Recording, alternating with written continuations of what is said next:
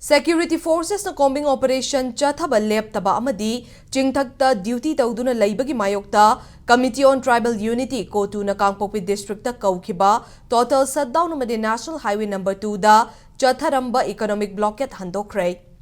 Economic blockade amadi shutdown adu 112 CRPF battalion gi Mari Lainaba Authority ga wari sanaraba amadi fibam khara yashinaba purakpadagi haukiba nongyai matung pung ani dagi handokibane. CoTU na thadorok pachero lamada kukizo furup namasing namna kundaba saibol amadi kudong tiningai oiba mafam singda 112 CRPF battalion thamlakpada CoTU na apenba amadi fongdorakli loinana KANGPOKPI district ki tongan ba mafam dalai di patampa ki mafam singdagi lakpa Central Armed Police Force CAPF ki unit sing asi pungni fuganipan gi manungda lawthokadabani haina CoTU na hairakli. Karigumba CAPF ki unit sing asi lawthokdaba thoklabadi akanba khongjang lakani haiba wafamsu thamlakli.